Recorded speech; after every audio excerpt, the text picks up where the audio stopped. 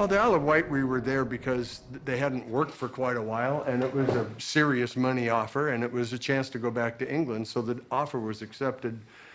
I'm pretty sure it was accepted before we knew that Jim would be in trial at that point.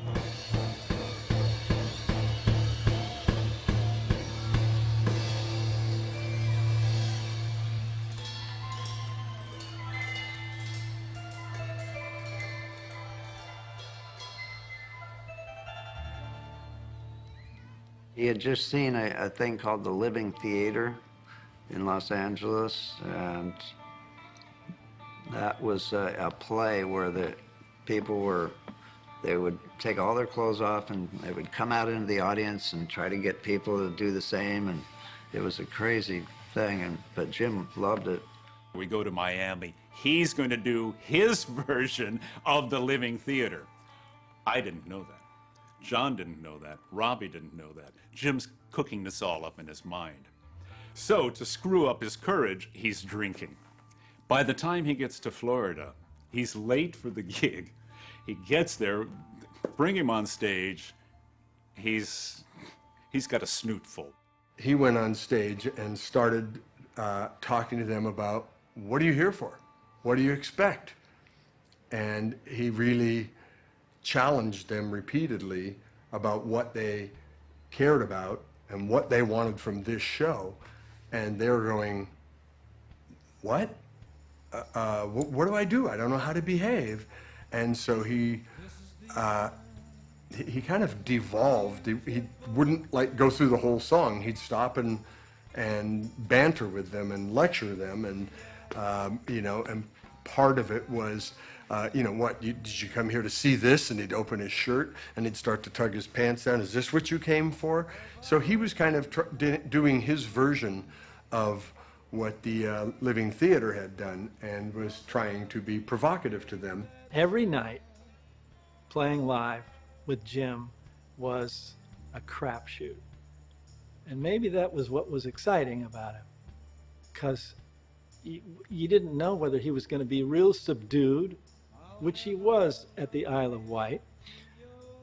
Other nights he would be so wild, I thought he'd, you know, die on stage. You never quite knew what was going to happen next, so in a weird way it made you open. You knew you might have to field the fastball from over there, you know? So I think that piece of the puzzle was what drove Jim to continue, until he finally got sick of the expectations of the audience wanting a show.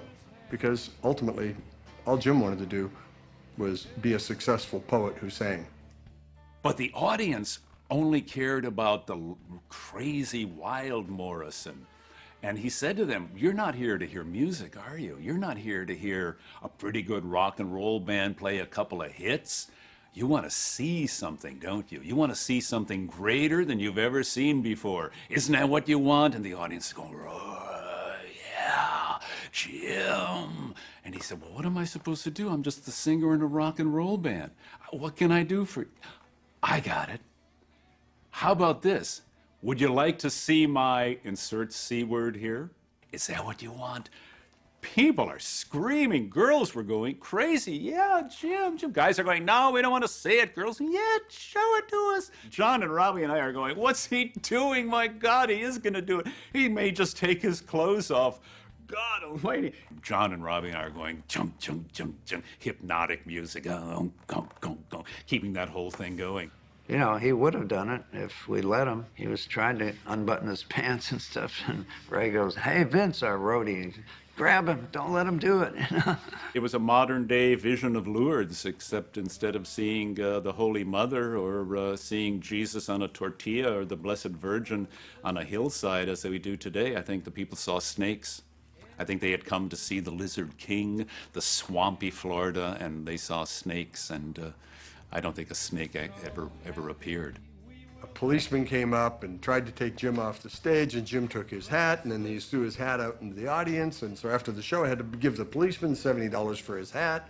But they were all jovial, and nobody was upset about anything at the show, and it wasn't until Monday morning I get a call from my roadie guy, Vince Traynor, who had stayed in Miami an extra day and was flying back up to Boston. And he goes, "Bill, you wouldn't believe what's in the paper." It was a whole political, football game that, people were running for office down there in Miami, and they were trying to make a big deal out of this. But nobody got arrested that night. It was only a week later that the warrant was taken out for his arrest. And Jim was scared. Jim was up on 4 charges that would have resulted, if he had been convicted of all of those charges, he would have done 3.5 years in something called Rayford Penitentiary down there in the county of Dade, Florida, or as we called it, the county of the dead. When Jim went to have his mug shot, the cop put his hand in Jim's hair and said, grabbed him by the hair. And he said, "We get you in Rayford, boy. We're gonna see about that long hair." And Jim was like, Jesus, shit, what's gonna happen to me? Can you imagine Jim Morrison in Rayford for 3.5 years?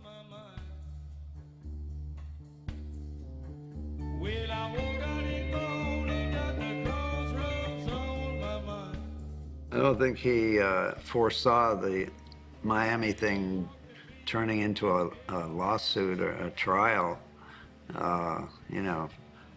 I think that just kind of took the wind out of his sails, if anything. The repercussions of that whole Miami incident were a 20-city tour was canceled.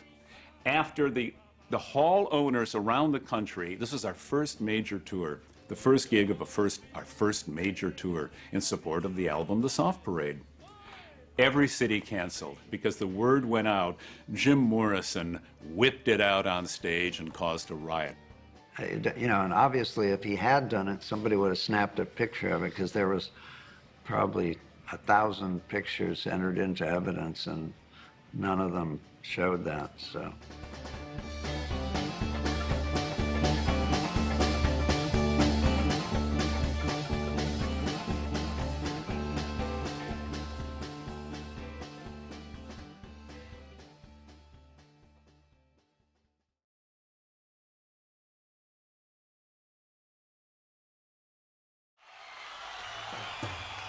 Please welcome the Dog.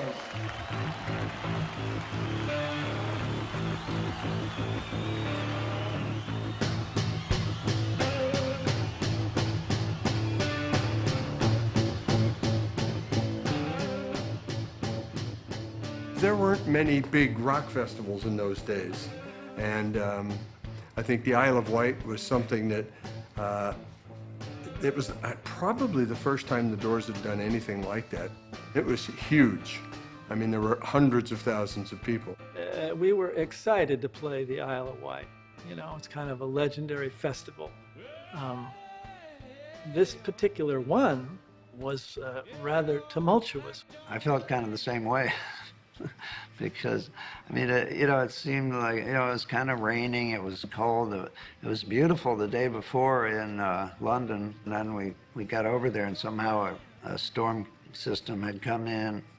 And then there was trouble, a lot of trouble in the audience. I remember people were crashing the gates because they were complaining because ticket prices were too high. So a bunch of people got together and they mowed down the fences.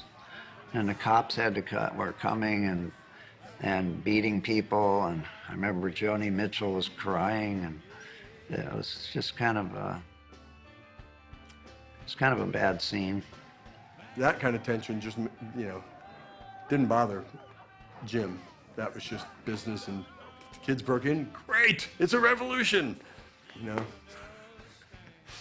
He enjoyed that kind of stuff. I wasn't afraid of the crowd getting up to the stage or to the musicians, but I did notice on the side that they were pulling the fence down, and so something was going on out there, I didn't feel it was physically threatening to me, but I knew there was tumultuous goings on out there in the distance. There was incredible variety in those days. You saw all kinds of music and all kinds of human free behavior that you didn't see elsewhere, and that was pretty mind-blowing to me as a 21-year-old. It was kind of, this is really an amazing experience. It's actually beginning to take shape, this Woodstock revolution that we're talking about.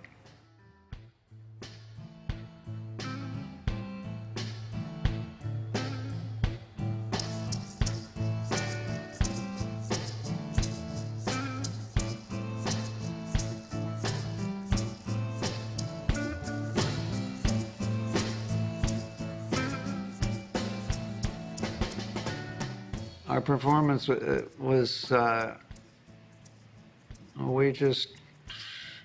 we never really got going, I don't think, to tell you the truth. It seemed like, Jim was kind of in a bad mood anyway because of the trial, the Miami deal. He was just kind of glued to the mic and not really going anywhere, It seemed like he was just kind of singing the songs and just kind of going through the paces. It bothered me. It bothered me because I expected him to be immersed in it in a different way and to have at least some physicality. He was not a dancing entertainer, but boy, when he let loose, you felt it, and he could move 400,000 people, but he chose to be reserved the whole time and just sang well. I like the restraint now. While performing, I was sort of like, whoa, what's going on here? Sometimes he would come around to my drums and taunt me while playing. And there was none of that. He just kind of... I think he was exhausted from the travel and the trial, but at least he was sober. He took the gig seriously, and he sang well and, really wanted to do the music correctly as opposed to the entertainment portion of the evening. Jim was very interior. He was keeping everything in. But, since he's not with us, checked out at 27, it's precious footage because he was a special guy, and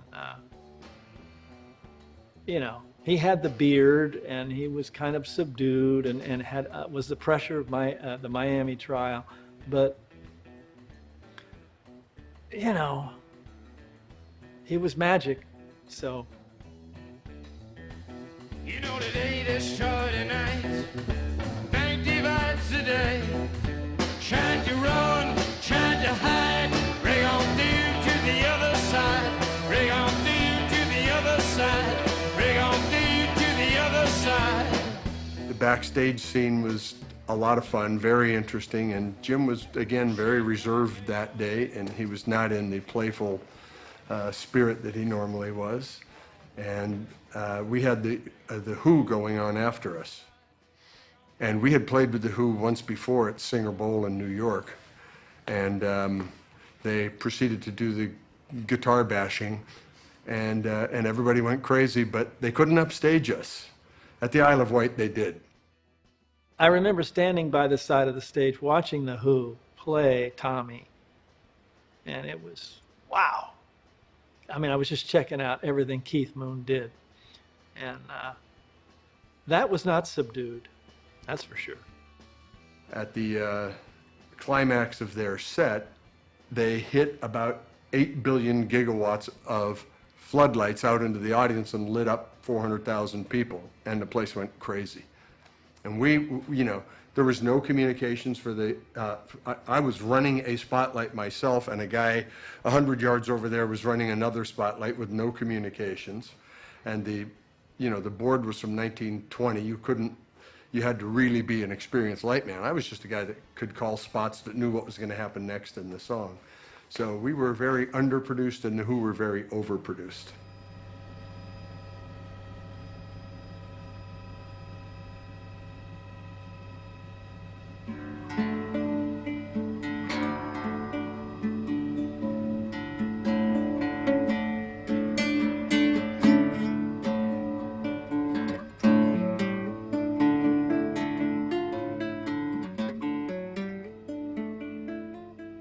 I would say the end typifies the Isle of Wight, and you know, it was a subdued performance, but check out the lyrics. This is the end, beautiful friend. This is the end, my only friend. Well, it's the end of the last pop festival. It's the end of Jim's struggle with the law, supposedly exposing himself in Miami, which he did not do.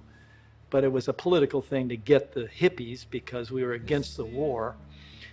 And so the end typifies the dark struggle on many levels that we were in.